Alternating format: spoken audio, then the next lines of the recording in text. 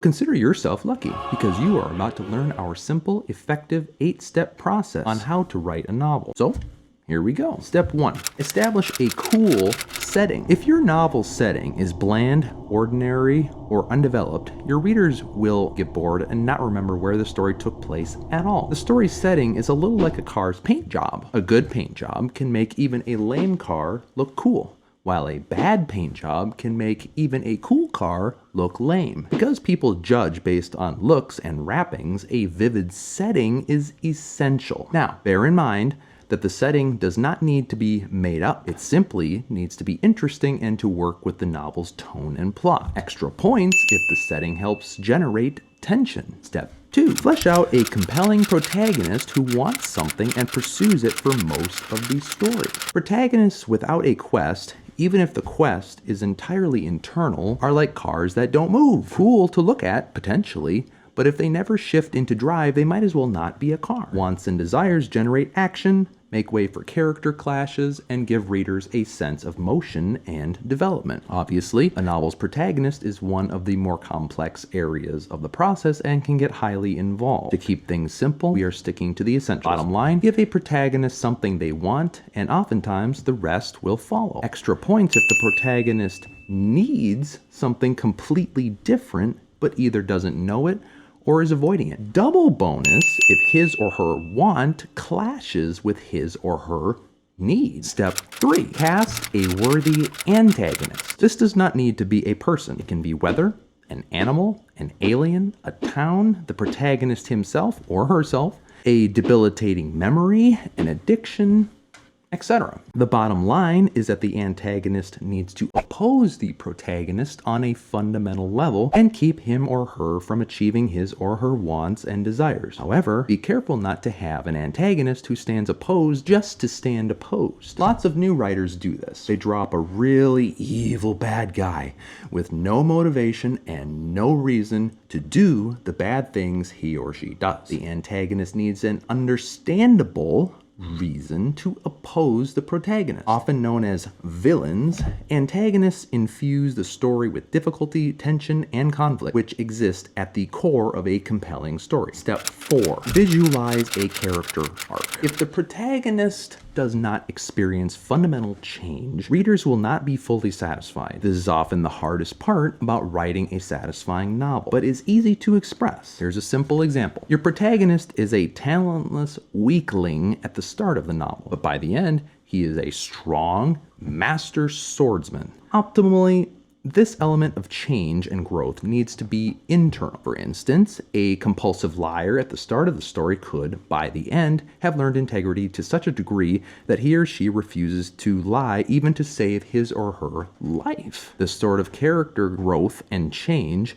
is perpetually interesting and rewarding because readers understand how difficult it is in real life. Step 5. Craft the basic 3-act structure. This step should not be overcomplicated and provides for a lot of wiggle room. Taking each in turn, we first have Act 1, which is the status quo era. This is the normal world where things begin and is usually the first 25% of the novel. Normally, the protagonist wants to stay here, but only because it is known and somewhat comfortable, and because change is hard. A lot of novels rush this section to get things moving as quickly as possible. Then we have Act 2, which is the meat of the story.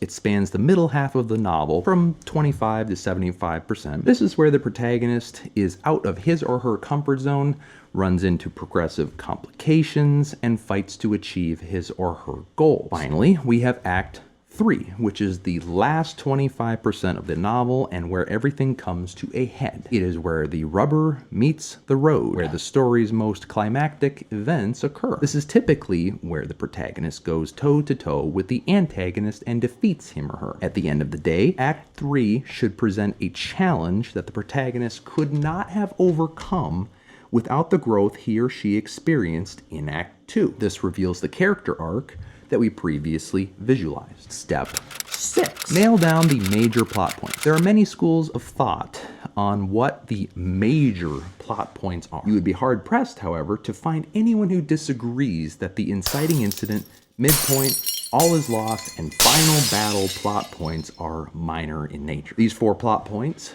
or beats if you want, should be obvious, memorable, and carefully positioned for maximum effect. If these plot points flop, the novel's impact will suffer immensely. Put most simply, the inciting incident occurs in Act 1 and presents a major shift in the protagonist's life, changing it forever. It usually presents the protagonist with a life-altering choice. An example would be Prim getting randomly selected at the reaping from the Hunger Games. The midpoint happens at the 50% mark, obviously, and ups the stakes, presents a false victory or defeat, and pivots the novel in a totally different direction. All is Lost is the low point of the novel and occurs at about 70% of the way through. This is where something happens to the protagonist that leaves him or her at rock bottom. And the final battle is where the new and improved protagonist rises up and overcomes his or her internal and external antagonists. Step 7. Understand the drafting process. A famous quote goes like this: "There is no such thing as writer's block, only perfectionist's block." It's completely true.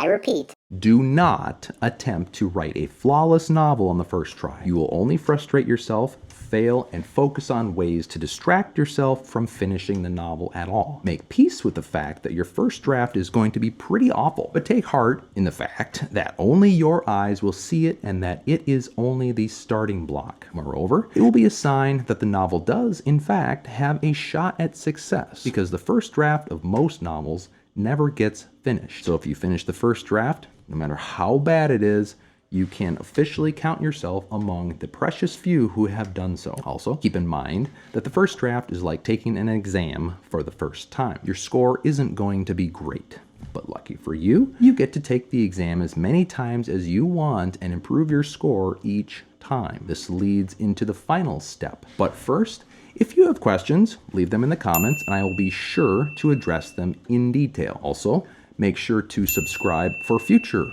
advice. Finally, please crush the like button. That button helps us keep the lights on in this silly studio. Please and thank you.